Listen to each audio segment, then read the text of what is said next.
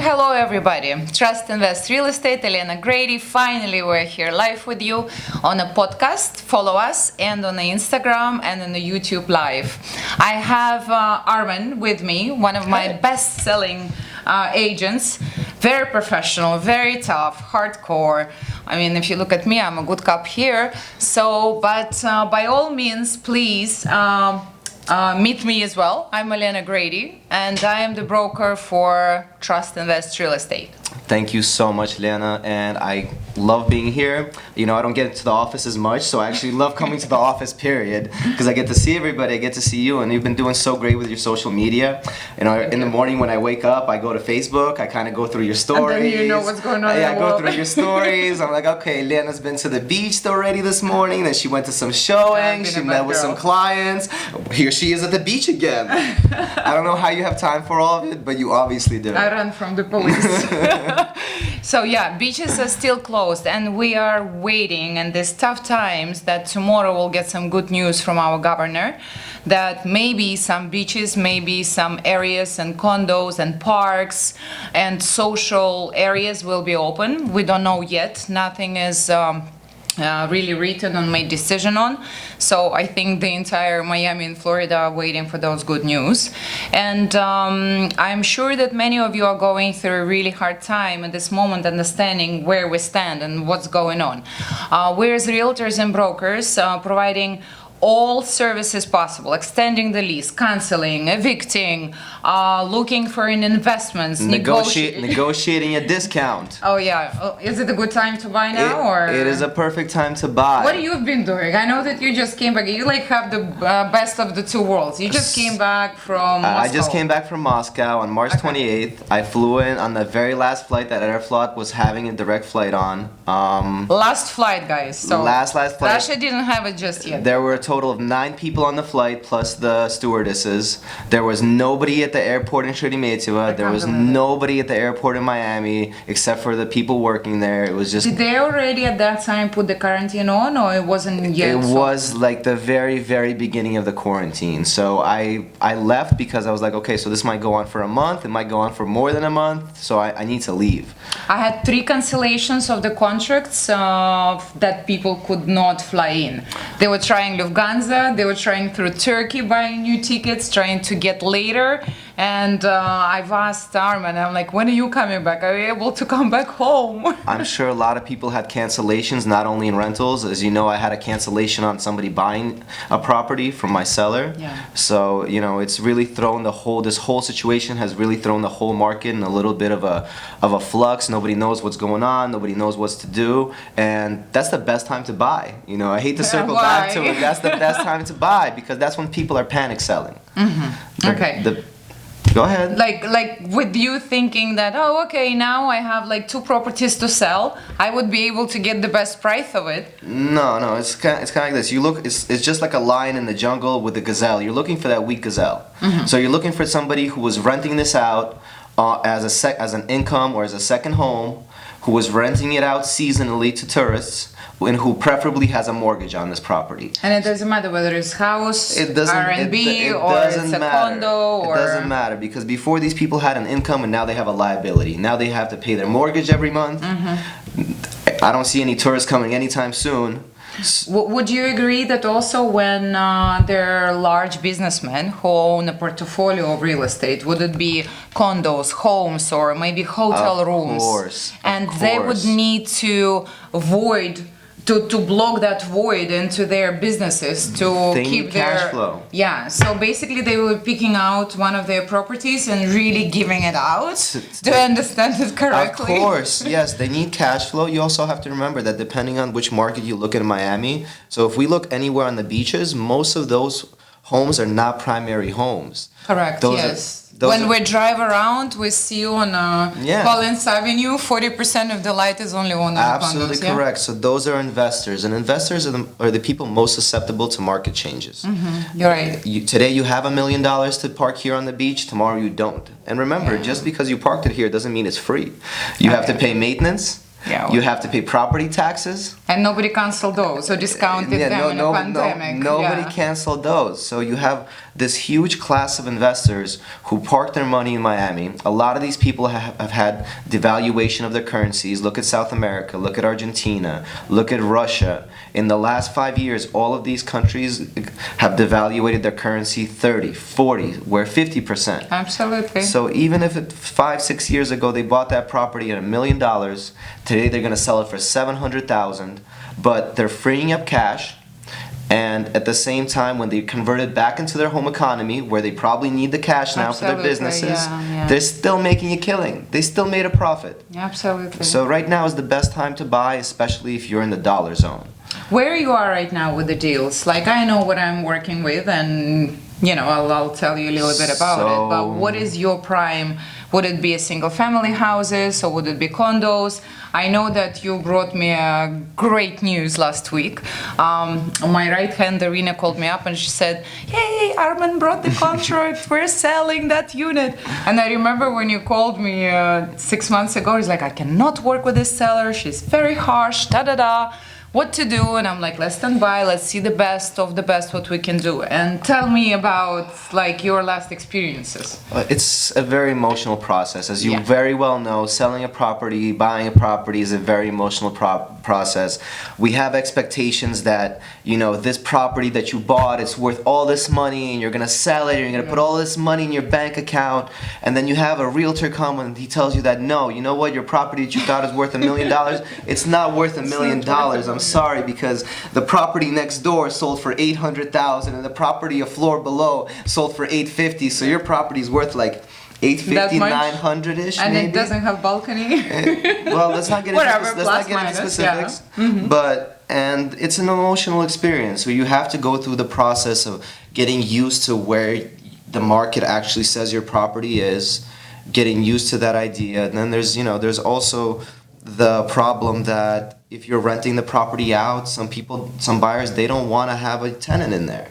So sometimes you have the situation where you have a lease in one hand and an offer for purchase, but an offer for purchase with a mortgage in the other hand, and you're thinking to yourself, okay, so I can either take this money now with my lease and have like my next 6 months locked in and I can shop around for another buyer, or I can not take this lease and take this buyer at a decent price but with a mortgage. And I don't know, you know as well as I do, that we don't know if the buyer's going to close on a mortgage. Absolutely. You never know. We never know until the last moment. You never know until the check clears in the escrow account and it is disbursed to all the parties. You don't know. Absolutely. A million things could happen. He could go out and buy another property somewhere else, or put his company into bankruptcy and just throw the whole thing off. Yeah, just having a situation recently, 2 weeks ago, one of my agents brought in a contract and she called me up. She said, "I just had a closing yesterday, but we didn't fund it yet." I was like, "What do you mean?" He closed on the property, seller buyer agreed, but they did not get funding yet until the following Tuesday of the week. So it's like 3 days later.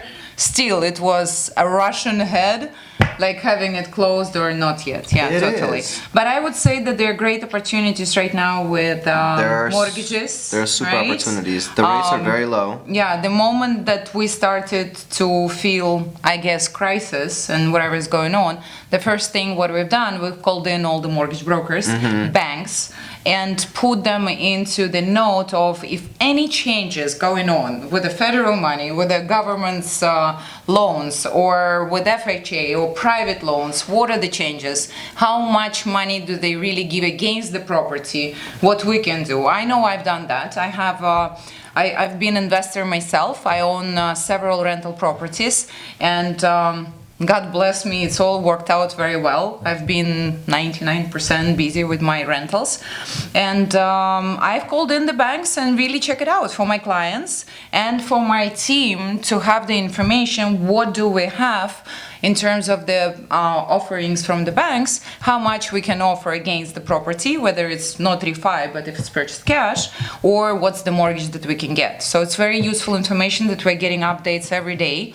And again, follow us on Instagram, YouTube, or Facebook, or even watching live. And in all the following episodes, we will be addressing all those questions. I think it would also be interesting maybe for the viewers if in the later episodes we kind of gave a more in-depth per each neighborhood. Yeah. So like you asked me like what's going on, so we kind of touched upon the beaches, but if you look at the single family homes like in more established areas, communities the farming areas, like Weston, like where they have good Parkland, schools. Yes, good schools. Harbor Island, Yes, Hollywood, yes. schooling rates going up every year. Yes, and that is a much more stable market. You're not going to be able to get such such a good deal there right now, but those prices are more stable. I don't believe that. I believe there are going to be good deals there. I can see prices already going a little bit down, and I'm talking on the luxury market of it.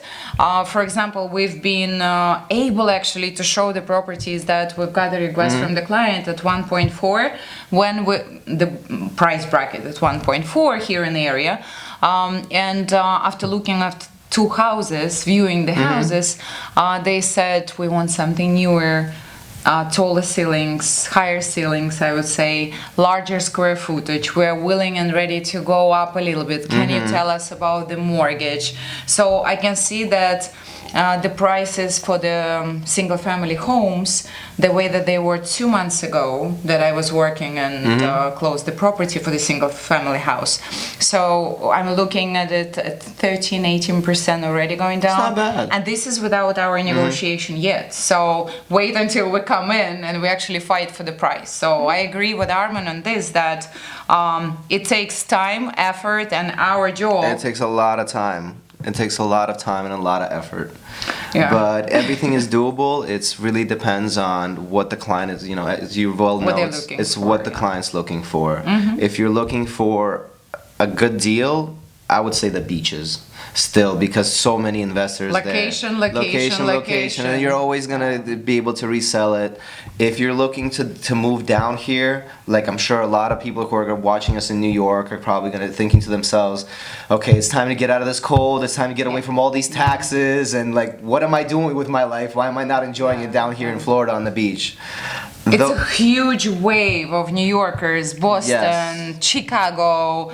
And the good part is that every time when I get a phone call or client of mine or friend of the client reaches out to me, the first question that I'm asking now at this time, I hope you're not flying and you're driving. Yep. And 99% of the people, they say, yes, we are driving. We're going to be there in 2 weeks. We need to find this and that. We need to start searching for the house to get prepared for the school year. Yep. So I can see a huge wave going back from the North States, from the snowbirds coming in here and moving for good. Yeah, and those people who have kids are gonna be moving more towards Parkland and Weston with the good communities. But Boca Raton. But if you don't have kids, there's no reason to go over there. Stay on the beaches. Hollandale is a great market right now. Hollywood is a great market, and I actually think Hollywood has a lot of potential in the coming years. Me too. A lot of potential. It's a great city. It has a large private sector with very nice homes. That a lot of them are getting renovated. You've probably noticed that. I just done my market analysis in terms of the Hollywood. I just took that little area. Within the first quarter of the year, January, February, March, there were 56 closings in the single family houses, and I was surprised. And even during the hard time for the real estate and for everybody, nobody knows what's going to happen, but I can see that there are 2 homes closed in Harbor Island, my favorite community. Oh, I know you love Harbor Island. I love it. I know you love it there. Yes. Okay, I have a question to you. Shoot. How did the global disaster, coronavirus, affect you in person, being as a business person, being as selling agent, buyer's agent, an investor yourself? I know you flipped the homes. You did actual handwork. I had like $60,000 just go up in the air. Oh. Like overall, the deals that were canceled was like $60,000. You're talking about Commissions. I'm right? talking about commissions. Okay, Yeah. okay. Just so up what in do the you air. think is going to happen with actual investment part? Let's say we don't take a family, like children or anything like that. We're not moving somebody permanently. What opportunities do you see in our real estate area and the market happening in the next year? I think the opportunities here are all about long-term rentals. I think that we in South Florida, we as realtors, as investors in South Florida, have become so accustomed to the short-term rental market and kind of guiding our buying and As a vacation state, yeah? yeah. And I think that unfortunately, after coronavirus, the world we lived in is no longer going to exist. Everything's gonna go on as business as usual because, but that's what it is. Business is gonna go on as usual, but the freedom of movement, we're gonna see it kind of ease up, obviously, and get better, but I don't think we can see that in the next year or so. So I think the play here is long-term rentals, multifamily homes, bringing in 6 to 8% clean every year for you. It's all about cash flow. And again, we keep circling back, you have to get it at the right price. It all comes back to the price point. Do you have anything to say about the flipping? Like, for example, what I've been seeing in the last year and a half and two in yourself, the average sales price, I would say the volume sales is up to 700, correct? We're not taking the luxury market. That's always been there. Yes. Last year I've done an $8 million sale in St. Regis. This year the home for $5 million, the single family house. We're always taking care of that market, but there is always that niche where is that going? Because I started to get the phone calls saying, listen, maybe it's a good time right now to buy, make it all good and nice, remodel maybe, stage it, rented it out, as you said, longer term, just to protect your investment in terms of upkeep and the taxes, and therefore put it back on the market. Do you think that there are deals like that going to come out in an average? Are deals like that. I just saw it yesterday. There's actually a duplex, a 2-2 and 2-2 right. in Hollywood? in Hollywood for $265,000. How much? $265,000. 265. 265. Okay. It's a 2-2-2-2, and a remodeled, a remodeled duplex 3 streets down. That's a 2-1-2-1. Just recently sold for $360,000. All right. So how there's price different? $100. So there's $100,000 right there. Now, when that person originally bought that property, the 265, he's selling it because they ran into some money troubles. They were going to develop it, blah blah blah. That's why he's selling it. But he purchased it for $230,000. Okay. So that's where the money is right there. Coming in with. Go and negotiate, go and talk the price, fast closing. You need cash. That's the only thing. You Absolutely. need the cash. You need to come in. You need to make the nice offers. You should get a spread of around $150,000, which you should be netting around $50,000-$60,000 after you do the renovations and flip it. Bravo, bravo. That's and where and it's the at. difference with duplex and multifamily, what do we have?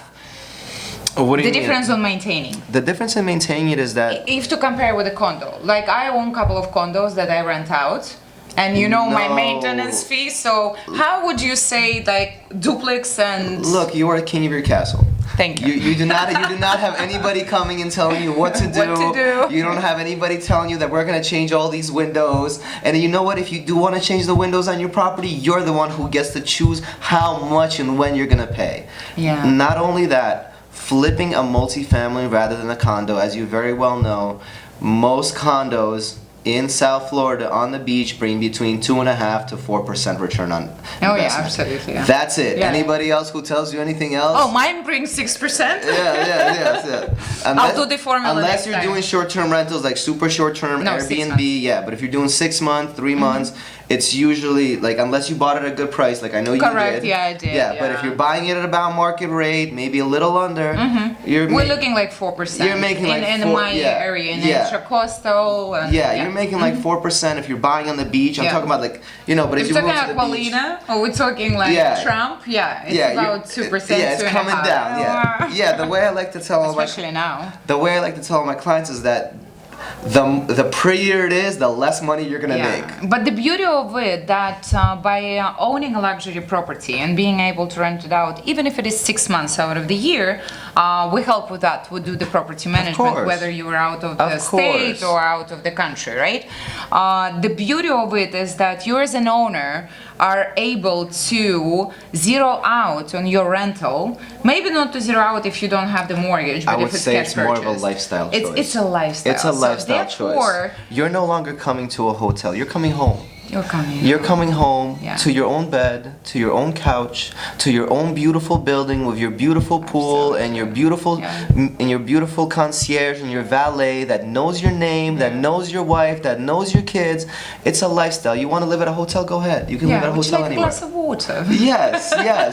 It's a lifestyle Yeah, choice. absolutely. Whether you choose to stay there for 2-3 months or not, but we as a realtors, we are able to provide you the services of the property management, meaning that when we rent it out, we try to zero out your expenses, Of course. but then you have it at your Of course, yeah, of course. If we fingertips. can rent it out for 6 months for you, and it's gonna cover all of your carrying costs, which is gonna be your maintenance and your taxes.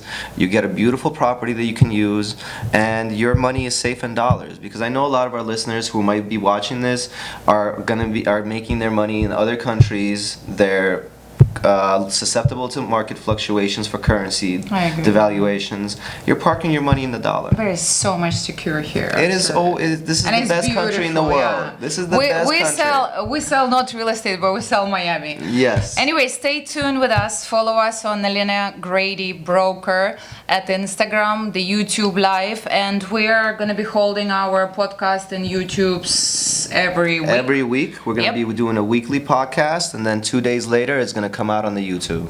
Please, guys, go ahead, find us, sign up for us, and ask all the questions. Which topics would you like us to discuss, whether it's in Russian or English, on the next episodes? Whether it's a mortgage or a loan or investment property, or where you stuck at. Maybe there is something that we can consult and help with. And I would even add something else. A lot of our clients, you're on Zillow, you're on Trulia, you're browsing, you're thinking to yourself, is this a good deal? Is this a good investment?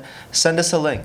Send us a link, and Of Ileana that or me will property, take a yeah, look we'll and we'll cover. discuss it. I'm sure other people are also looking similar properties and they're interested. Agreed, yeah.